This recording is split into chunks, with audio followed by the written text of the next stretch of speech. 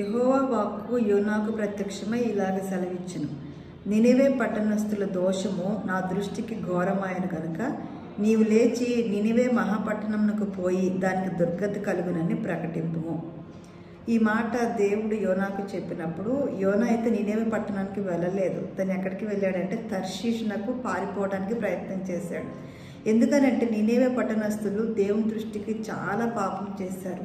యోనా అభిప్రాయం ఏంటంటే పాపం చేసిన ప్రతివాడు కూడా శిక్షించబడాలని. సో తన ఒపీనియను, దేవుడు ఎందుకు వాళ్ళని విడిచిపెట్టాలి, ఎందుకు వాళ్ళకి మీరు పాపం చేస్తున్నారు, మీరు క్షమాపణ దేవుడి దగ్గర కోరుకోండి అని ఎందుకు చెప్పాలి, వాళ్ళు పాపం చేశారు కాబట్టి ఆ పాపానికి తగిన విధంగా వాళ్ళ శిక్షకు లోనవ్వాలి అన్న ఉద్దేశంతో యోనా ఏం చేశాడంటే మరి నినివేకి వెళ్ళడానికి ఇష్టపడలేదు. కానీ దేవుడు అయితే అలా కాదు కదా. దేవుడు దృష్టి వేరు, ఆయన యొక్క విధానాలు వేరు, ఆయన ఆలోచన వేరు. ఎప్పుడు కూడా మనల్ని ఒకవేళ తప్పు చేసినా కూడా క్షమించడానికి ఇష్టపడే దేవుడు. కాబట్టి ఈరోజు నీవు కానీ నేను కానీ ఇంకా ఎలైవ్గా ఉన్నాము. దేవుని కృపను బట్టి మనం అందరం కూడా బ్రతికున్నాం. అయినప్పటికీ దేవుడు యోనాని మళ్ళీ తిరిగి నినివే పట్టణానికి పంపిస్తారు. సో అది వేరే స్టోరీ అనమాట. అది మీరు యోనా గ్రంథం చదివినట్లయితే మీకు అర్థమవుతుంది.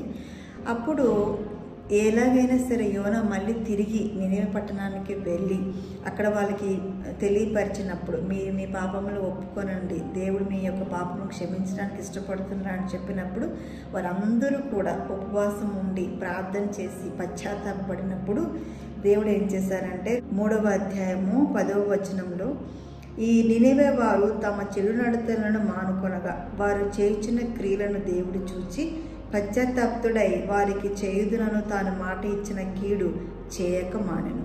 సో అలాంటి గొప్ప దేవుని మనం కలిగి ఉన్నాం.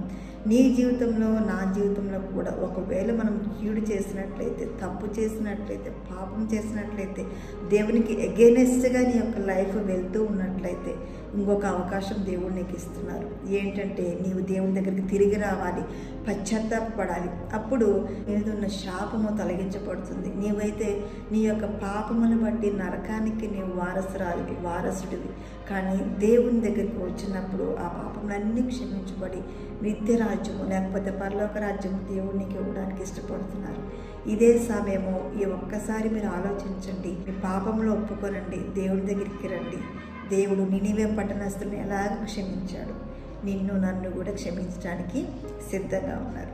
మరి నీవు దేవుని దగ్గరికి వస్తావా?